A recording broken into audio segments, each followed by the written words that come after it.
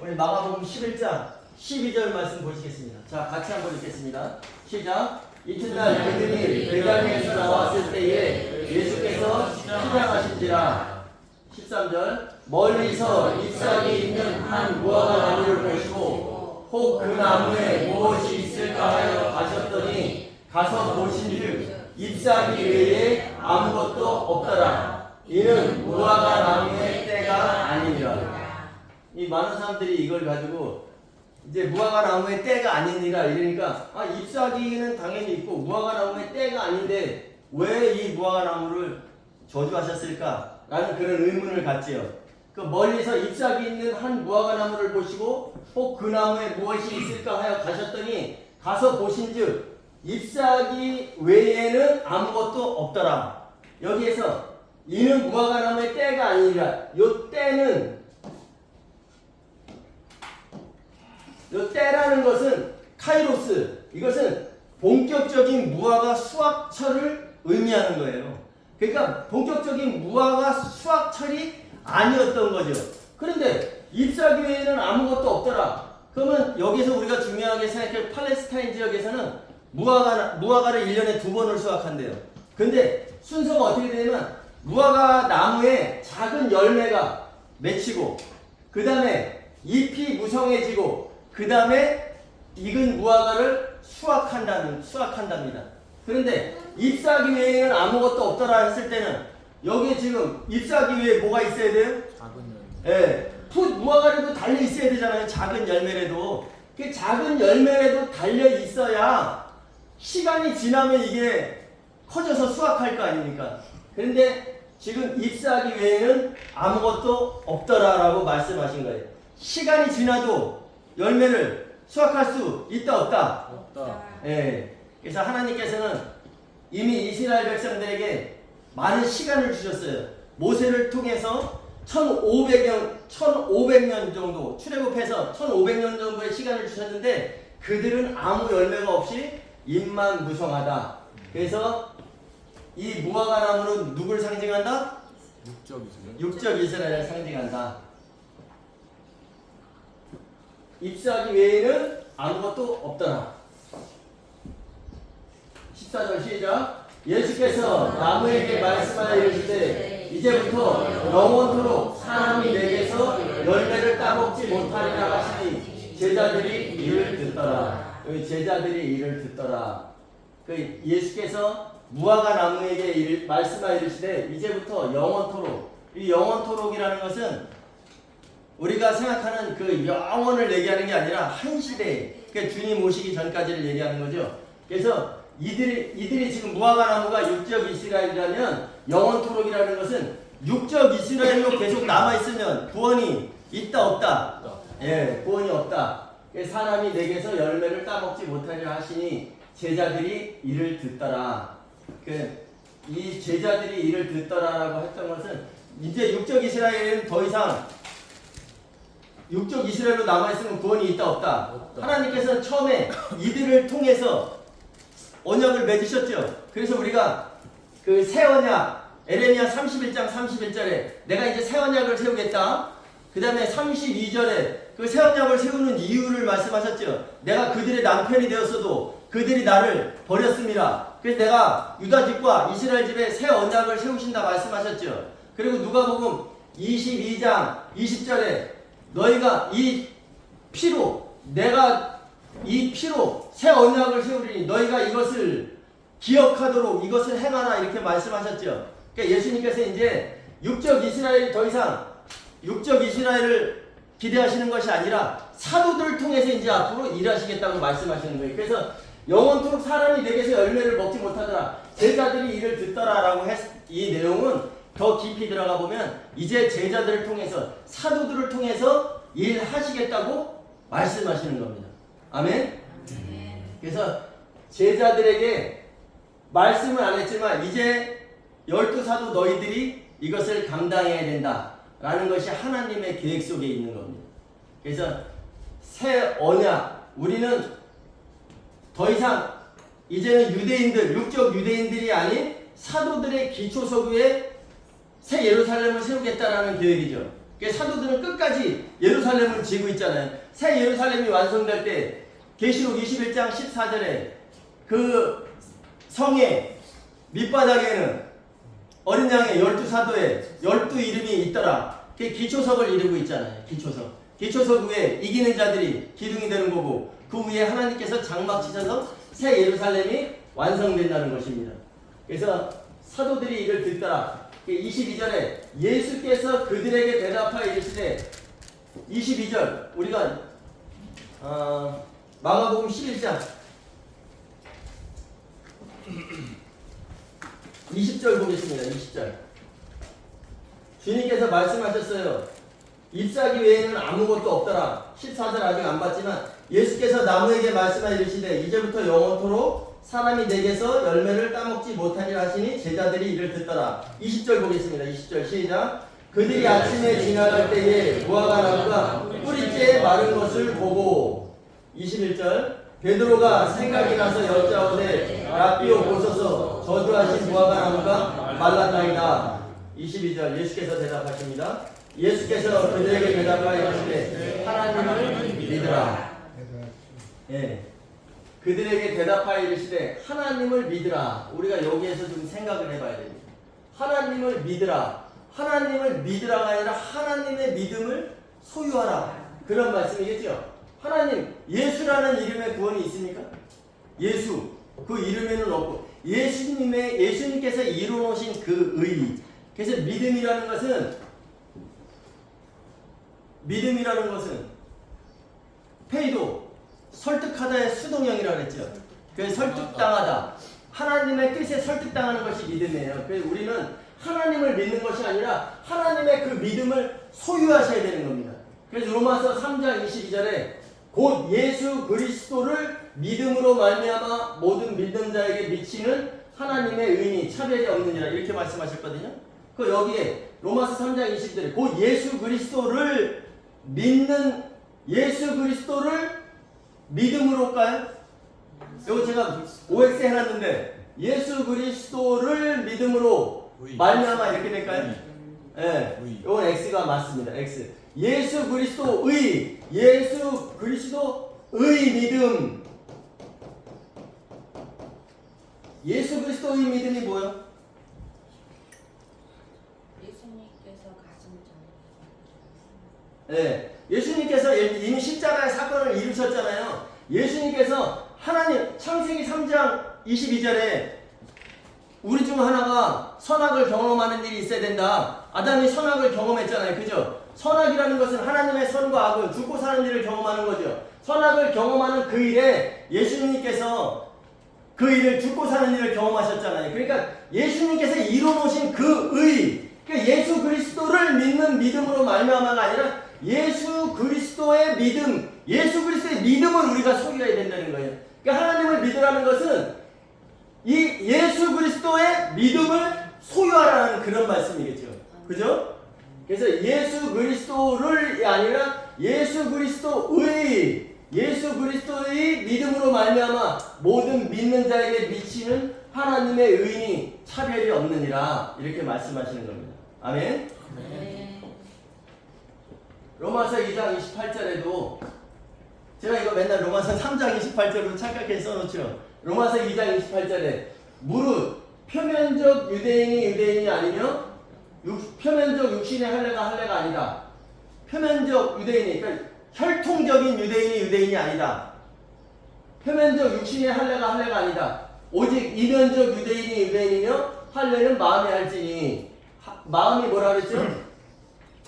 마음이 혼 속 깊은 곳이죠. 마음 깊은 곳, 그러니까 깊은 곳인데 이거 혼에다 한다. 그러면 이거 혼이 뭐예요? 영에다가 할지니. 그래서 이스라엘 백성들은 육신에다가 흔적을 내요. 육신에다가. 그래서 할례를 하지만 실질적으로 우리의 육신은 죽으면 흙으로 돌아가죠. 흔적이 없어지죠. 그러니까 오직 이면적 유대인이면, 이면적 유대인이라는 것은 영적 이스라엘을 말한다. 그래서 출애굽기와 민수기에 이스라엘 12지파가 있었는데 계시록에서 이스라엘 12지파는 달랐죠. 그 출애굽기에 나온 이스라엘 12지파와 민수기에 나온 12지파는 이스라엘의 육신적인 12지파라면 계시록에 나와 있는 12지파는 영적 이스라엘 신약의 사도들을 말한다. 그래서 우리는 우리의 할례는 마음에, 그 할례라는 것은 이제 성령 세례를 얘기하는 거예요. 성령 세례. 그러니까 우리는 영에다가 새겨야 되는 거예요. 영에다가. 그래서 우리는 죽었다가 낙원에 가서 대기하다가 다시 일어날 때 육의 몸으로 일으켜집니까? 영의 몸으로 일으켜집니까?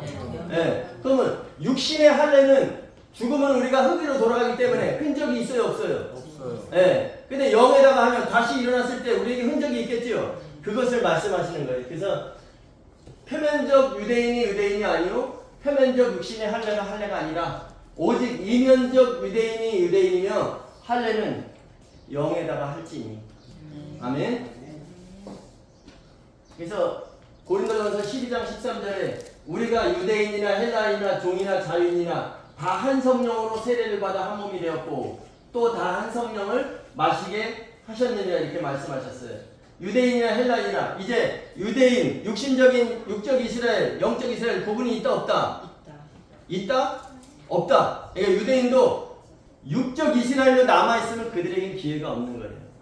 그렇기 때문에 우리가 생각해야 돼요. 그 할례라는 것은 우리 속에다가 새겨놓는 것을 속에다. 왜? 우리의 영으로 다시 일으켜질 것이기 때문에. 그러면 우리가 가만히 생각하다 보면 그리스도인들이 많이 얘기하는 게, 그리스도인들이 가장 원하는 게 뭐냐면 하나님을 믿어서 우리가 다 일이 잘 되길 원해요. 근데 하나님을 믿으면 믿을수록 일이 잘 될 수 있습니까? 없습니까?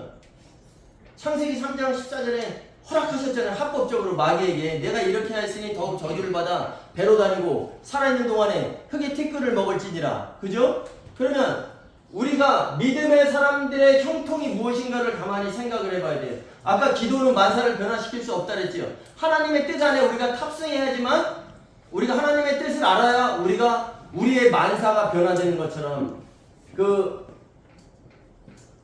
하나님의 뜻 안에 있는다는 것은 우리가 고난 속에서 살아갈 수밖에 없어요. 마귀는 자기 편을 건드리진 않지요. 마귀는 항상 믿음의 사람들을 건드리잖아요. 그래서 제가 지난주에 말씀드릴 때 얘기했죠. 우리의 원수는 교회 밖에 있는 게 아니라 교회 안에 있는 거죠. 그죠?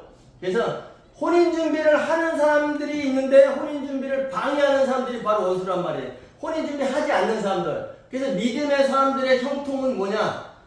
그 형통이라는 말은 핫질리아나, 그 형통이라는 말은 핫질리아나, 이건 짤라흐, 히브리어 짤라흐, 돌파하다에서 나온 말이에요. 그 짤라흐의 돌파하다의 사역형입니다. 그래서 돌파하게 하는 것이에요. 그래서 장애물을 없애주시는 것이 아니라 장애물이 있음에도 넘어가게 하시는 것, 그것이 바로 믿음의 사람들의 형통입니다. 문제가 없는 것이 아니라 문제가 있음에도 불구하고 그것을 뛰어넘을 수 있게 해주시는 하나님, 그것이 바로 그 하나님의 믿음, 그 하나님의 의를 소유하는 것이 바로 여러분의 형통이라는 것을 우리가 꼭 기억하셔야 돼요. 그래서 믿음의 사람들은 형통하면 모든 일이 잘 되고, 여러분들 이제부터 기도가 바뀌셔야 됩니다. 내가 형통한다는 것은 어떠한 것을, 장애물이 있어도 그걸 피해가는 것이 아니라 장애물이 있을지라도 그것을 넘어갈 수 있는 힘을 주세요. 그것이 바로 여러분들이 구해야 되는 기도인 거예요. 아멘. 그래서 무화과 나무에 대해서 예수님께서 말씀하셨어요. 잎만 무화과인데 잎이 무성하니까 예수님께서 가서 보셨겠지요. 근데 거기에는 뭐가 있어야 돼요? 열매가, 작은 열매라도, 무화과 수확철이 아니더라도 거기엔 작은 열매가 맺혀 있어야 시간이 지나면 그 무화과가 잘 익어서 수확할 수 있는 거잖아요. 그러니까 우리 한번 여기서 돌아봐야 됩니다. 우리의 삶을, 우리가 지금 주님이 오시기 전까지 삶을 살아가고 있어요. 믿음 생활 한다고 그리스도인으로 삶을 살아가고 있습니다. 그럼 우리가 과연 그 무화과에, 그 나무에 지금 우리가 작은 열매라도 맺혀 있는지, 아니면 나는 열매가 있는, 아예 없는지, 잎만 무성한지를 여러분들이 한번 점검해보는 그런 시간을 가졌으면 좋겠습니다. 그래서 우리는 예루살렘을 사모한다. 예루살렘, 지금 육신적으로 주님이 오시기 전에 예루살렘 진다고, 땅에 있는 예루살렘을 지려고 모두가 다 준비해놨죠. 근데 우리가 바라봐야 되는 예루살렘은 어디 있는 예루살렘이에요? 공중에서 펼쳐질 그 새 예루살렘을 우리가 바라보고 살아가야 되는 거예요. 우리의 삶은 단지 지금 나의 모든 것을 채워주는, 나의 모든 욕심을 채워줄 그런 스승들을 따라다니는 게 아니라 우리는 말씀에서 기록되어 있는 사도들의 기록을 통해서 우리가 새 예루살렘, 공중에서 펼쳐질 그 새 예루살렘의 주인공이 되기 위해서 우리는 한 날의 한 날의 삶을 살아야 된다는 거죠. 아멘. 아멘. 그래서 세상이 점점 어두워져 갑니다. 근데 이상하죠? 주님이 오시고 사도들의 기록을 통해서 성경 말씀이 기록되어 있고 그러면 세상이 점점 더 복음이 선명해져 가야 맞지요. 근데 제가 그랬죠. 넷째 나팔 볼 때 해, 달, 별이 어두워진다. 그러면 해와 달과 별이 없어졌습니까? 네, 해와 달과 별은 그 자리에 늘 있는 거예요. 그런데 구름이 가려지거나, 그래서 제가 예를 들어서 보내드렸잖아요. 그죠? 구름 낀 날은 오늘은 화창이니까 이렇게 해가 밝게 빛날 빛이 있지만 구름이 껴있으면 여기 흐려지잖아요. 똑같습니다. 복음이 시간이 점점 가면 갈수록 선명해져야 된다는 생각은 우리의 생각인 거예요. 왜? 주님은 광명한 새벽에 그 별로 오시잖아요. 그러면 광명한 새벽에 그 별이 있으려면 실 같은 어둠이 지나야 되겠죠. 그래, 복음은 점점 더 가려지는 겁니다, 여러분. 여러분들이 점점 더 믿음 생활하고 믿음을 지키고 신앙생활 한다는 것이 종교 중심의 삶이 아닌 혼인 중심의 삶을 살아가는 것은 여러분들에게 앞으로 계속 고난은 따를 수밖에 없다. 왜? 계속 무엇인가가 가려놓기 때문에. 그래서 성경을 통해서 우리가 예배 드릴 때마다 성경에 빠진 부분, 왜곡된 부분을 바로 잡으면서 우리가 하나님의 뜻을 알아가는 거잖아요. 지금도 오늘도 무화과나무에 잎만 무성하다, 잎사귀에 아무것도 없더라. 그런데 이는 무화과의 때가 아니야. 그러니까 무화과 때가 아니니까 잎사귀만 무성하지 이렇게 생각할 수 있잖아요. 이것이 뭡니까 물어보잖아요. 근데 무화과, 그 팔레스타인 지역의 무화과는 첫 번째 그 잎사귀가 무성해지기 전에 작은 열매가 맺혀야 되는 거고, 그 다음에 잎이 무성해지는 거고, 그 다음에 익은 무화과가 수확하는 겁니다. 익은 무화과를 수확하는 거예요. 그럼 잎사귀가 있다는 것은 여기에 작은 열매가 있어야 됨에도 불구하고 열매가 없으니까 예수님께서 말씀하시잖아요. 이제부터 영원토록 사람이 내게서 열매를 따먹지 못하리라 하시니 제자들이 이를 듣더라. 이제 육적 이스라엘로서는 더 이상 그래서 사도들을 통해서 앞으로 일하시겠다. 너희가 이제 이 일을 감당해야 된다. 너희가 새 언약의 당사자들을 위해서 너희가 중매하는 역할을 해야 된다라고 말씀하시는 거예요. 이 말씀 속에 그것이 숨어 있는 거죠. 그래서 우리는 이런 작은 비유 하나를 통해서도 우리가 이해하지 못하는, 아니 무화과나무 잎이 무성한데 아직 무화과 때가 아니야. 그러니까 무화과는 당연히 안 달려있겠지 이렇게 생각을 하지만 실질적으로 무화과를 비유를 말씀하신 것은 작은 열매, 푼 열매라도 맺혀 있어야 시간이 지나면 열매를 수확할 수 있다는 거죠. 아멘? 그래서 여러분들이 이런 작은 비유 하나를 통해서도 나는 지금 작은 풋과일이라도 내 속에 우리가 맺혀져 가고 있는지, 우리 해든 공동체가 무화과의 그 열매로 수확되는 그날을 위해서 지금 무화과가 달려있고 그 다음에 잎이 무성해지면서 영양을 공급해주겠죠. 뿌리에서도 공급해주지만 광합성 작용을 통해서라도 이 무화과를 키워줄 거 아니에요. 그러니까 여러분들이 멀리서 여기 예배하러 오고 힘든 가운데서도 믿음을 지키기 위해서 나가는 방법, 그 삶 속에서는 우린 절대 어떠한 것도 우리를 반겨주는 게 있는 게 아니에요. 그래서 바울이 디모데에게 말하잖아요. 너는 때를 얻든지 못 얻든지 주의 말씀을 선포하라. 라는 것은 선포하는 자가 있으면 듣는 자가 있겠지요. 그 여러분 생각해 보세요. 제가 여기서 말씀을 선포할 때 여러분들이 박수 쳐주고 아멘 해주고 세상의 모든 사람들이, 그래서 우리가 막 구독자가 막 늘어나고 하면 얼마나 좋겠어요. 하지만 점점 들어왔던 사람도 나가고 말씀을 이게 뭐야 라고 하면서 다 떠나잖아요. 그죠? 그럼에도 붙어 있어야 되는 거죠. 그럼에도. 그래서 시간이 지날수록 복음이 선명해져야 된다. 많이 주님이 오실 날이 가까워질수록 많은 사람들이 그 복음을 받아들이고 해야 된다는 것은 인간적인 생각이다. 시간이 지나면 지날수록 마귀는 자기 일을 하기 위해서 그 땅으로 내려간다 그랬잖아요. 그죠? 이미 교회 안에 와 있겠지요. 그러니까 우리는 그 방해가 있다는 사실을 염두에 두고 가야 된다는 거예요. 그래서 장애물 경기를 할 때는 거기에서 우승하려면 장애물을 잘 넘어가서 뛰어야 우승하는 거지. 장애물이 있다고 해서 피해가면 되겠어요, 안 되겠어요? 그 주님과 우리가 만나는, 아까 찬송 부른 것 중에 행복을 찾는 사람, 예수님 만나세요. 영원한 새 생명을 선물로 준답니다. 그래서 주님과 함께 만나는 그날에 우리가 우리 앞에 장애물이 없는 것이 우리가 받을 복이라는 거죠. 그래서 여러분들은 삶 속에서 형통이 많은 사람들이 쫓아가는 그 형통을 쫓아가는 것이 아니라, 많은 사람들은 내 자녀가 잘 되고 내가 뭐 원하는 것이 잘 되고 내가 기도하는 모든 것이 이루어지면 하나님을 쫓아다닙니다. 그렇지만 내가 기도하는데 안 돼, 내 뜻대로 안 돼, 그러면 그것이 하나님의 뜻이 아닌가를 먼저 생각해야 되는데, 하나님은 나를 돕는 분이 아니야. 그럼 다른 스승을 쫓아다닌다니까요. 디모데후서에서 말씀하셔요. 때가 이르리니 자기 사욕을 따라 자기 욕심을 채워줄 스승을 많이 두고 많은 사람들이 바른 길에서 떠나 허탄한 길을 따르리라, 이렇게 말씀하십니다.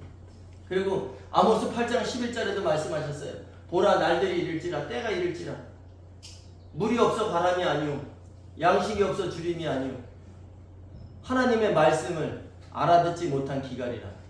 근데 그 앞에서 말씀하신 전제 조건이 있죠. 내가 기근을 보내리니.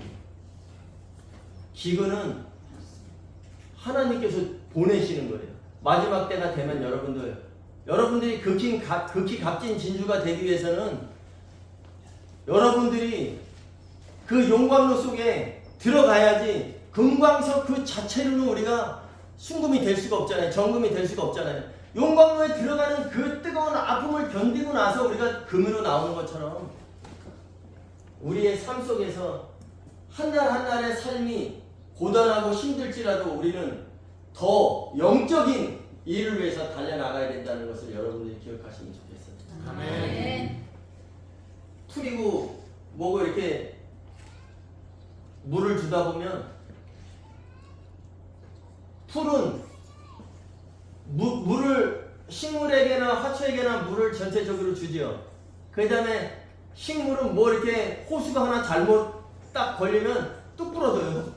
그리고 이렇게 쭉 잡아줘. 근데 풀은 물을 주고 뽑으려고 해도 안 뽑혀요. 그 풀을 딱 뽑아보면은 거기에 뿌리를 땅에다 잘 이렇게 떼면 풀을 딱 뽑는 순간에 보면 흙이 이만큼 딸려옵니다. 근데 물 주고 나서 식물 한번 뽑아보세요. 식물은 흙이 하나도 없이 그냥 뿌리가 쑥 뽑혀요. 제가 오늘 아침에 청소기를 돌리는데 선풍기가 있는데 청소기 줄을 저기다 꽂아서 이렇게 저 뒤로 가는데 갑자기 뭐가 쿵 소리가 나요. 보니까 선풍기가 쓰러졌더라고요. 선풍기가 밑에가 이 무게가 있으면 절대 그 줄에 쓰러지진 않습니다. 그런데 가벼우니까 그냥 넘어가죠. 우리가 성령의 기름을 충전해야 된다. 성령의 잠긴 삶을 살아야 된다는데, 여러분들이 지금 만약에 알곡이 돼서 껍질이 벗겨져서 가루가 되었다면 거기에 분명히 무엇이 있어야 된다? 기름이 있어야 된다는 거예요. 작은 바람에도 흩날려가는 그런 사람들이 되시면 안 됩니다. 아멘. 그래서 우리는 주님이 오시는 그날에는 반드시 땅이 갈라지게 돼 있어요. 갈라지는데 어디로 갈라지냐? 불이 섞인 유리바다 위에 서서 할렐루야 찬송을 부를 것이냐? 아니면 불이 섞인 유리바다로 들어갈 것이냐? 그것은 우리가 지금 기회가 있을 때 준비해야 된다는 사실이죠. 여러분들이 그냥 예배는 그렇고 나는 신앙생활 잘하고 헌금생활 잘하고 교회도 잘 참석하고 한다는 것으로 끝나는 것이 아니라, 여기 오면은 무엇인가를 충전해 가야 된다. 그래서 제가 아버지가 심부름을 시켰는데 기름을 사오라 그랬어요. 근데 아버지는 무슨 목적을 가지고 있냐면 경운기를 가지고 지금 밭을 가르라래. 그래서 가서 기름 좀 사오라 그랬더니 이 아들이 가서 방앗간에 가서 들기름을 사가지고 갔어요. 그럼 아버지가 좋아해요, 안 좋아해요? 혼나죠.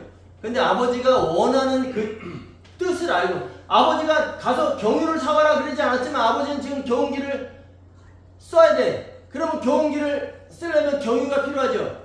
그런데 가서 방앗간에 가서 기름이라니까 들기름을 사가지고 갔네. 그럼 아버지를 즐겁게 해줄 수가 없어요. 아버지의 일을 이루는데 함께 할 수가 없다는 거죠. 여러분.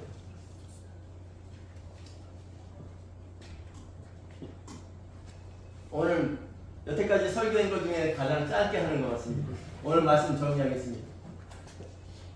고린도전서 12장 13절 다시 한번 이렇게 읽을게요. 시작. 우리가 유대인이나 헬라인이나 종이나 자유인이나 다 한 성령으로 세례를 받아 한 몸이 되었고 또 다 한 성령을 마시게 하셨느니라. 유대인이나 헬라인이나 종이나 모든 민족 구분 없이 다 성령에 잠겨 있지 않으면 구원이 있다 없다?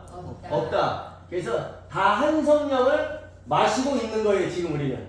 그죠? 예. 그 오늘 말씀 정리하자면 무화과 나무는 육신적인 이스라엘이다.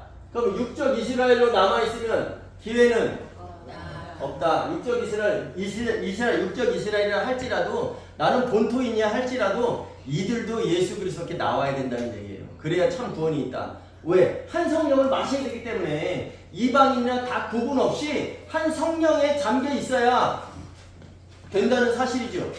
그 다음에 하나님을 믿으라 아까 말씀하셨어요. 그러니까 하나님을 믿으면 돼요? 하나님을 믿으면 되지요. 근데 하나님을 믿으라는 것이 아니라 하나님의 그 믿음을 소유하라. 그래서 믿음의 창시자 바로 창세기 3장 22절에 믿음을 창시하신 분이죠. 하나님의 뜻에 설득당해서 믿음의 창시자죠. 그 다음에 히브리서 12장 2절에 믿음의 창시자요 종결자이신 예수를 바라보자. 그는 그 앞에 있는 기쁨을 위하여 부끄러움을 참으사 십자가를 개의치 아니하시고 하나님 바로 그 자리에 앉으셨느니라. 그래서 하나님의 믿음을 소유하라. 그 다음에 하나님의 차별 없는 의는 예수 그리스도를 믿는 믿음, 예수 그리스도의 믿음. 어떤 겁니까? 예수 그리스도를 믿는 믿음이 아니라 예수 그리스도의 믿음. 예수 그리스도의 믿음. 십자가 사건을 이루신 그 다음에 절기를 이루어 가시는 그 예수 그리스도의 믿음을 소유하라. 아멘? 그래서 그 하나님의 차별이 없는 의는 예수 그리스도의 믿음으로, 예수 그리스도의 믿음으로 말미암아 예수님께서 이루어놓으신 그 의를 소유로 함으로 말미암아 우리가 의롭게 된다는 것. 그 다음에 형통이라는 것은 돌파하는 거라 그랬죠. 돌파. 그래서 형통은 돌파하게 하는 것. 그러니까 돌파하는 거에 사역형이니까 돌파하게 하는 것. 그래서 장애물을 없애주는 것이 아니라 장애물을 넘을 수 있도록 넘어가게 해주시는 그 하나님이시다. 아멘? 그래서 문제가 없는 것이 아니라 문제가 있음에도 불구하고 그것을 뛰어넘을 수 있게 해주시는 하나님이다. 그 다음에 우리가 바라봐야 될 것은 땅에 있는 예루살렘, 지금은 셋째 하늘에 있지만 앞으로 공중에서 펼쳐질 그 예루살렘, 요 위에 있는 예루살렘, 땅에 있는 예루살렘이 아니라 위에 있는 예루살렘이라고 갈라디아 4장 26절에서는 기록하고 있습니다. 그래서 우리는 지금 우리 생각으로는, 사람의 생각으로는 지금 시간이 지나면 지날수록 복음은 더 선명해져야 된다. 하지만 시간이 지나면 지날수록 복음은 더 가려진다. 그래서 해나 달과 별이 희미해진다는 것은 해나 달과 별이 없어지는 것이 아니라 해나 달과 별은 그 자리에 있지만 무엇인가로 가려지는 거죠. 예. 그래서 점점 더 선명해지는 것이 아니라 가려지는 것이다. 그래서 시간이 지날수록 생명과 또 구원과 관계없는 그런 자기 욕심을 채워줄 스승들을 많이 따라가는 허탄한데 바른 길에서 떠나 허탄한 길에 마음을 두고 따라가는 그들을 여러분들이 바라보는 것이 아니라 우리는 우리를 만나실 우리의 신랑 되실 그분을 바라보면서 정신 있을 때 여러분들 준비하시는 또 우리 모두가 되시길 바랍니다.